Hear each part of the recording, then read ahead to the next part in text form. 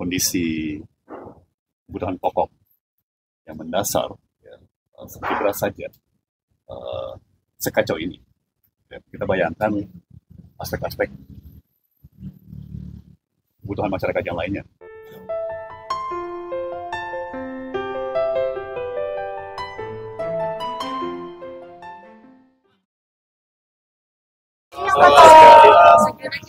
Atau izin Pak, stop sedikit Pak. Isu-isu ini Pak. Pak, yang pertama ini Pak soal program susu gratis ini Pak. Ini kan sebenarnya belum ditentukan oleh KPU siapa pemenangnya, tapi kabinet sudah merapatkan itu hari ini. Itu gimana tanggapannya Pak?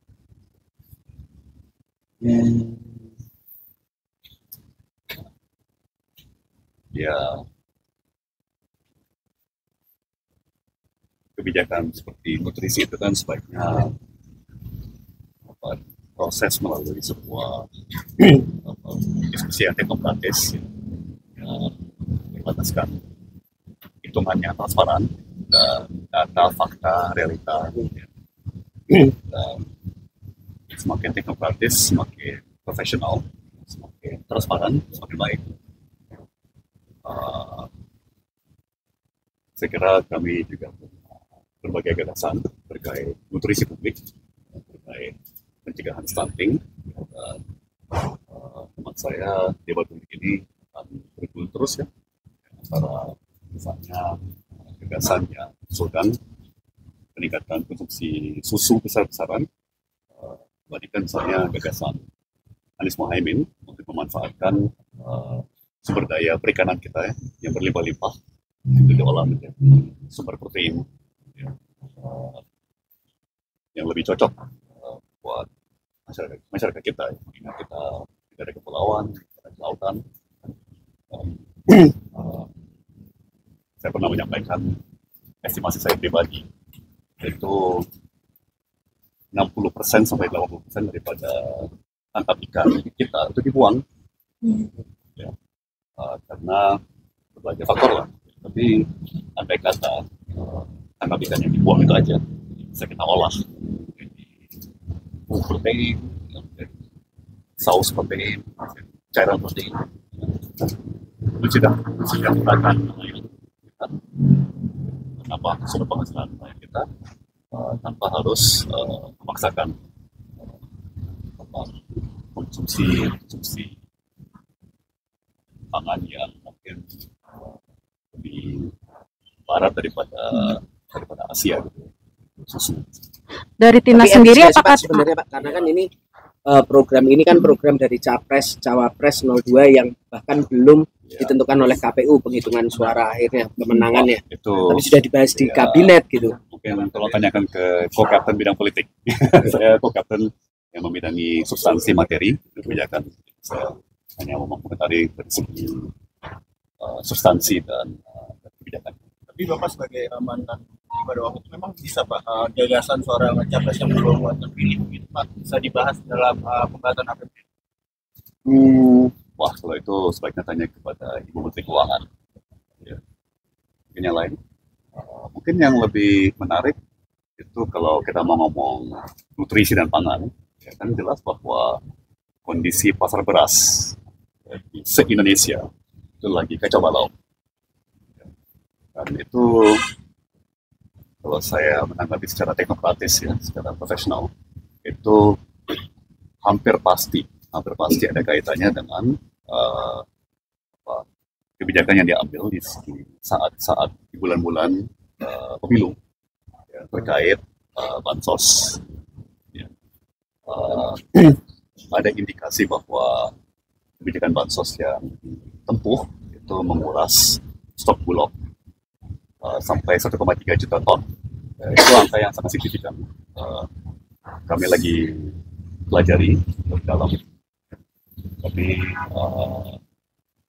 ya ini contoh yang mencerminkan beberapa hal. Yang pertama, ini memperlihatkan bahwa roda-roda pemerintahan tidak berjalan dengan baik. Ya. Kalau kondisi kebutuhan pokok yang mendasar, ya, seperti beras saja, sekacau ini. Ya, kita bayangkan aspek-aspek kebutuhan masyarakat yang lainnya, ya terus oleh kementerian-kementerian lain. Jadi ya itulah yang terjadi kalau pemerintahan dan kebijakan itu terlalu dipolitisasi. Ya, yang juga akan menarik adalah prospek kondisi beras ke depannya. Ya, mari kita simak bersama ya, pergerakan-pergerakan stok maupun harga ya, maupun keterjangkauan dan ketersediaan di berbagai titik geografi se-Indonesia ya. Akan terjadi krisis pangan gitu misalnya, karena ini udah mau Ramadan sudah ini Pak. Kalau itu gini, kan harus kita lihat secara komprehensif karena masyarakat kan tidak mengkonsumsi hanya beras saja ya. Tapi bagaimana dengan beberapa pokok lainnya, bagaimana dengan tepung, bagaimana dengan kedelai, bagaimana dengan telur, ayam, dan mie dan lainnya. Ya, secara demokratis, moga-moga pemerintah bisa segera kembali ya, mengurus keperluan masyarakat. Karena selama ini saya menyimak malah sibuk dengan berpolitik, sehingga keperluan masyarakat tidak terurus dengan baik. Berarti dimungkinkan akan terjadi impor beras. Setahu saya di media sudah diliput bahwa bulan Januari kan sudah impor per 1.000 ton beras ya, untuk mengisi kembali stok bulog yang berkuras. Tapi saya juga lihat sebagian daripada beras impor itu kemungkinan besar sudah digelontorkan juga ke pasar dan harga belum turun-turun. Jadi sebenarnya itu satu manfaat juga kalau pemerintah bisa lebih transparan ya, supaya semua kalangan bisa ikut membantu menyelesaikan masalah ini. Artinya itu menjadi indikasi bahwa beras impor ini tidak tersalurkan ke pasar dengan baik, Pak, atau gimana? Mungkin yang lainnya, kasih info sama yang lainnya. Ya, siapa yang mau bertanya? Cukup? Mana menambahkan kuota impor beras jadi 2,6 juta tahun gimana Pak?